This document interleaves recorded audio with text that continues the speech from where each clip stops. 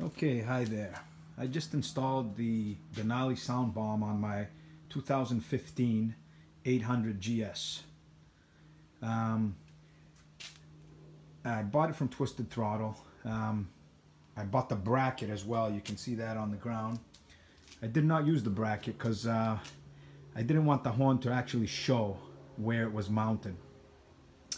And their recommended mounting is over on the right side here, down here by the crankcase somewhere, kind of blocking that BMW emblem, and it just kind of sticks out a bit and it's not very streamlined.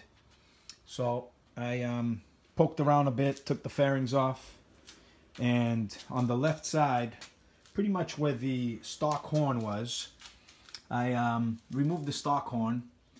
You can see where the Denali is mounted here. There are two bolts behind here. They don't really, I don't know if you can see them on top here, you really can't. But anyway, if you remove the fairing, you'll see two bolts. They're about an inch apart, one on top of the other, right behind here. And the mount for the horn is actually right behind here. If you remove the top bolt only, leave the bottom one where it is. I found a slightly longer bolt by about a ½ inch, and I used that with a couple of washers to hold that go in the pull-in for the horn, the mounting bracket for the horn. I threaded it through, hooked the horn on it. You just got to kind of wiggle it a little to get it on there. But once you get the bolt with the washers on there, I used the nut on the other side to pull it through and make it tight. It's pretty solid right there. It ain't going anywhere. I got the plug and play harness, ran it down behind pretty much where the original horn wire went. Plugged it in, hooked, made the connections to the battery up here. Pretty basic. You know, the plug and play comes with a positive and negative connection. It's got a fuse, which is right here. And it's got two wires that plug into the original horn wires. You got to be careful not to cross them.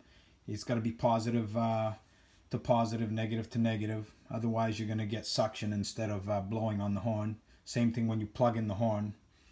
But they're marked. And it seems to work. Let's try it. There you go. The other thing that you might want to do, which I'm going to do, is on the fairing itself. It fits without doing anything, but it does seem to rest against. Here's the fairing on the outside. Okay, but if you look at the inside here, there's a pretty much a support, extra plastics for support there. If you mount the horn, you're gonna have to cut maybe a ½ inch out right here for the round part of the horn to so it doesn't run. It'll sit against that, and you can actually put the fairing on without cutting that, but it's pushing against this round. So I don't know if eventually it'll you know, make the outside buckle. I doubt it, but I'm gonna cut a ½ inch off of that a little bit, and we're good to go. All right then, have a nice day.